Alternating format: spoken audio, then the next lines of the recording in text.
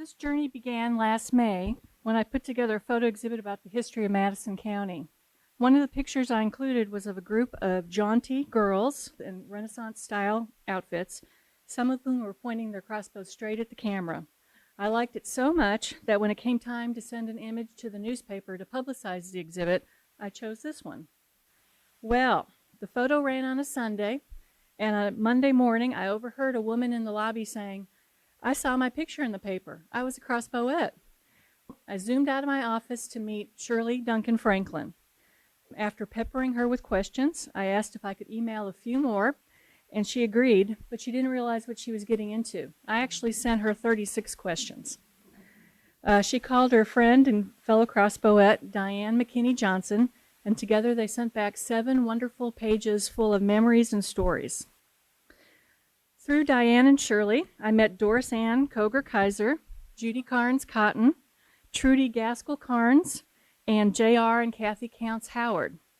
And as I met each of them, I said, "If y'all ever have a reunion, I hope you'll invite me." And then I got to thinking, well, if I organized the reunion, I would just invite myself. And so I did. I want to thank all of you who have taken the time to share memories, images, and artifacts with us at the Shiloh Museum. Your generosity is absolutely amazing, and I appreciate it. Honestly, y'all are the nicest group of folks I've worked with in a long time. There are 4 women I'd particularly like to thank today. Doris Ann Koger-Kaiser has donated artifacts, dug up home movies, identified Crossbowettes in old photos, and lent paintings made by George Stevens. Dorothy Roberts Dyer made available a treasure trove of slides and home movies that her dad, Floyd Roberts, took of the tournament. And Diane McKinney Johnson, who introduced many of you to me, who put together the contact list, helped identify people in photographs, and truly answered 1,000,006 questions. Finally, I'd like to dedicate this reunion to Patsy Laird Vaughan, who passed away in October. Many of the wonderful things you see on display here today are because of her lifelong interest in the crossbow tournament and her generosity to the museum. The crossbow tournament came about because of George Stevens. Details are sketchy and inconsistent and probably embellished a bit, but here's a rough outline of his story. George McDougall Stevens was born in Eaton Rapids, Michigan in 1896. He married Catherine B. Dolly Batt, who was born in Pittsburgh, Pennsylvania in 1898. George served during World War I and later graduated from the Chicago Academy of Arts. Both George and his brother Carl were artists. Together they ran an ad agency in Chicago. They closed that agency around 1930, perhaps because of the Great Depression. In 1931, they refurbished a 55-foot cruiser, which they called a houseboat. They sailed it down the Chicago River. With them were George's wife Dolly, Carl's wife Maybelle, and their newborn daughter, Phyllis. By the way, these fun images come to us from Phyllis Stevens of North Carolina via her daughter, Karen Stevens Fisher. Karen and her cousin Jacob Stevens Courvide have kindly filled in a bit of history about George and Carl's early years, so we're grateful for them. The Stevens families traveled down the Mississippi and from there found their way up the White River in Arkansas. George fell in love with the Ozarks. He and Dolly bought a farm near Marcella, which is halfway between Mountain View and Batesville. George Stevens became interested in crossbows because of a young neighbor. As one tale goes, the boy was reading a book about King Arthur and asked Stevens about crossbows. So he made a small toy model and from there went on to study them at great length. He said to have made many similar toys and as well as full-scale models starting in the 1940s. Along the way, he became further interested in all things crossbow and became an honorary member of Belgium's Royal Order of St. George's Company of Crossbowmen and founded the ACA, the American Crossbow Association, in the 1950s. As an inventor, he came up with the design for a repeating crossbow, one that could hold 5 arrows in the chamber at one time. That way the user could shoot more rapidly than if he had to reload each individual arrow. Stevens applied for a patent in 1945 and got one 6 years later. Interestingly, his father, F.W. Stevens, was a physicist at the Bureau of Standards in Washington, D.C., so scientific exploration and tinkering was in George's blood. At some point, Stevens came to the attention of fellow Stone County resident Harold Sherman. Sherman was a playwright and novelist who wrote sports, fantasy, and adventure fiction. He also wrote nonfiction books about ESP, extrasensory perception, and self-help books on such topics as way to control your future, heal your body, and turn failure into success. Sherman moved to the Mountain View area in 1947, where he took on several projects in the hope of bringing prosperity to his adopted home. In 1954, he spoke to the Tourist Committee of the Arkansas Economic Council about the idea of creating a medieval pageant at the Blanchard Springs Recreational Center in north central Arkansas. The land of the crossbow, as it would be called, would depict merry old England when knighthood and the crossbow were in flower. It would be replete with castles, moats, drawbridges, inns, and residents in medieval costumes. According to Sherman, with adequate highways, it was conceivable that hundreds of thousands of vacationists would visit the section annually within a few years. Well, that didn't pan out. But with the support of Stone County Lions Club, the land of the crossbow began to take shape. The first tournament was scheduled October 1954. That summer, archery ranges were built, along with a practice area for budding crossbowists. Buildings were modified to look like taverns with bowling greens and old English signs. As part of the tournament, Arkansas Game and Fish enacted a first-in-the-nation crossbow deer hunt season in 1954.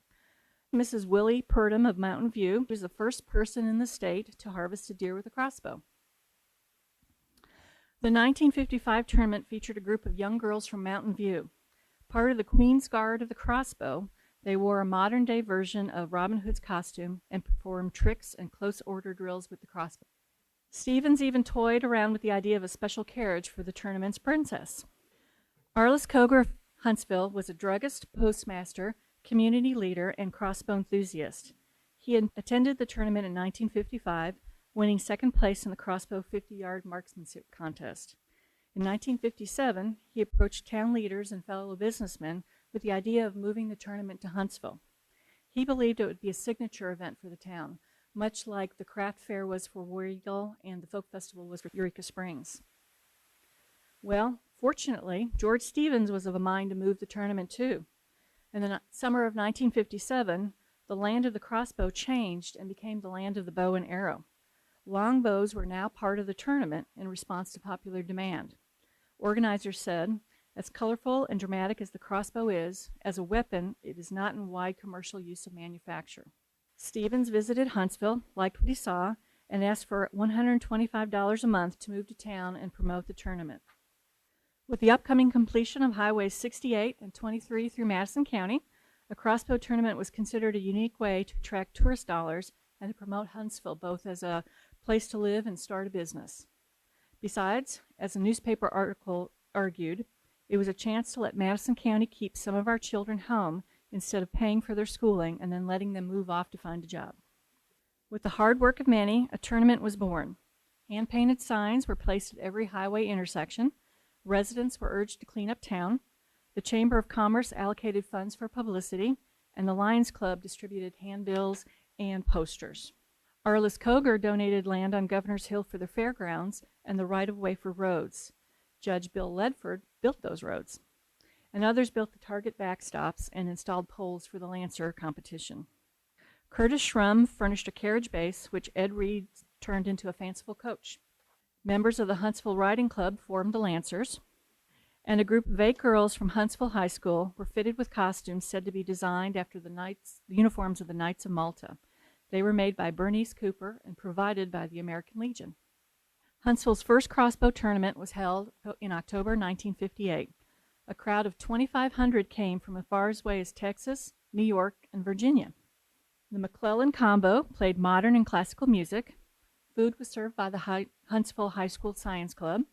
U.S. Marines wearing their dress blues served as official scorekeepers for the crossbow competition, and awards were given out.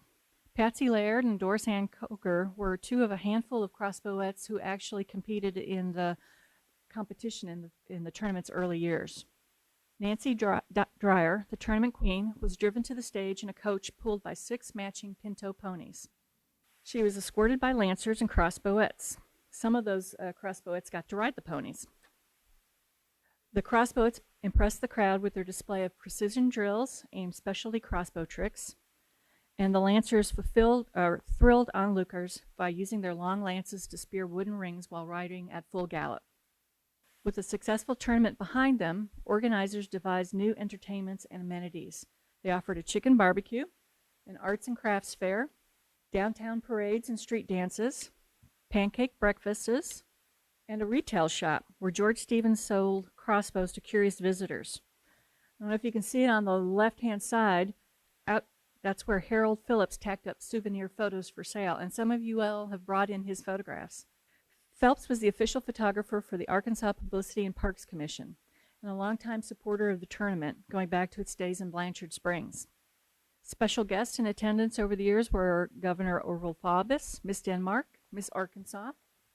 One year, a young woman was outfitted with a suit of armor made of aluminum. More sexy than practical, her escort was likely there to keep her from tipping over. Of course, the Crossbowettes were a big draw. As George Stevens said, their appearance creates crowding at the front of the stage and wolf whistles. Whether people watched the show because of the pretty girls or the crossbows, we're never sure. During the first years, the girls received training in close order drill by former Marine Mike Zotti, who was the science teacher at the high school, as well as Tom Wallace with Huntsville's American Legion post. Many of the girls were cheerleaders or majorettes. They were used to executing precise drills and performing before crowds. Probably as part of a publicity stunt, the girls trained with a Marine at the 92nd Rifle Company in Fort Smith. Commenting on the day, Patsy Laird said, "Nobody ever bawled me out like this before." George Stevens devised specialty tricks for the Crossbowettes, including rapid fire, shooting at balloons mounted on a rotating wheel, playing music by shooting 8 bullseyes, wired to chimes, 1 per note, shooting an apple off the head of a wood figure depicting William Tell's son, shooting a balloon placed inside a mechanical dragon's mouth, which opened and closed, and shooting at a target backwards with the aid of a tiny mirror mounted in the crossbow stock. The arrows were made by George Stevens' wife, Dolly. Because they were made from hardware store dowels, they were a bit wonky. To compensate, Patsy Laird numbered each of her arrows, lined them up, and noted how they each shot. Then she'd load them in a certain order in her crossbow, so she'd know what to expect each time she pulled the trigger. She also used to shoot snakes in the creek with that crossbow. There were 27 Crossbowettes over the years, with younger girls replacing those who graduated. George Stevens noted that recruiting new girls was always an issue, as their ranks are continually thinned out by marriage and, of course, college. In addition to spearing wooden rings, the Lancers performed other daring feats. They used a crossbow fitted with a pistol grip to shoot at targets while riding at full gallop, and competed in stake races and polo matches. The winners were knighted by the tournament queen. One year, George Stevens made helmets, shields, and lances out of cardboard for a jousting match. According to Butch Watson, he and Kenny Bailey didn't get a chance to practice before the event, which was a good thing in a way. Their cardboard lances crumpled on first impact. Still, Butch was declared the winner and got a kiss from Crossbowette Chris Smith, whose favor he carried into battle. The same stunt was attempted the following year, but had to be canceled because the paper lances unrolled and became soggy in the rain. To accommodate out-of-town visitors, Dr. Austin Smith built the upscale Crossbow Restaurant in 1959. The food was prepared by his brother, Grady Smith, who was a professional chef. The interior was decorated in turquoise, black, and white. George Stevens provided paintings of Lancers, Queens, and other tournament scenes for the walls. Each year following the tournament, the restaurant hosted the ACA business meeting, banquet, and awards ceremony. Many of the Crossbowettes worked there during the summer, wearing their official uniform or some variation thereof. While some of the girls were full-on waitresses, taking orders, bussing tables, and the like, others were there for color, bringing water to the tables and visiting with customers. The Crossbow promised fine steaks, chicken, seafood, salads, and desserts, served by beautiful girls as Crossbowette uniforms. Bring your cameras and appetites. The restaurant sold souvenir postcards, and in the early years, some of the girls performed their routine on the north side of the building on Sunday afternoons. In 1959, George Stevens started his own business, the Stevens Crossbow Corporation. He urged locals to buy stock as a way to invest in their hometown. His plans were rather grand. He predicted that the company would make 300 crossbows in the first lot, with a production of 100 per day in the future. It being the only thing of its kind, the market is unlimited, and it will be many moons before we will be able to supply the millions of repeating crossbows that are and will be in demand. But there were production difficulties. The first lot of 100 wasn't good enough to be sold, so the crossbow was redesigned and contracts offered to distributors.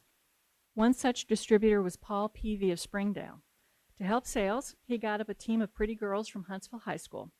The crossbow starlets wore a snappy costume of red and white satin with a jaunty Robin Hood hat, white cowboy boots, and a cape decorated with a sequined applique of a crossbow. Like the Crossbowettes, they performed on TV shows. Patsy Laird was both a Crossbowette and a starlet. Because of design errors, lack of capital, and lack of interest, Stevens' crossbow factory fizzled around 1962.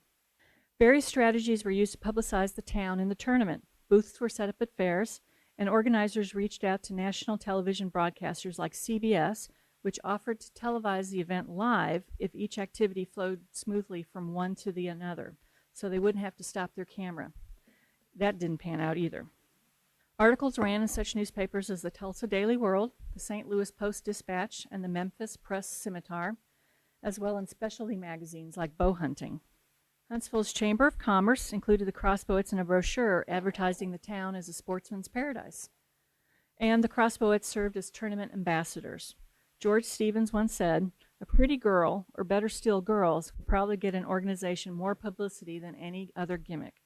As this table tent notes, the young ladies are in demand at special events, luncheons, TV, etc., for which there is no charge other than a minimum for transportations, lunches, etc.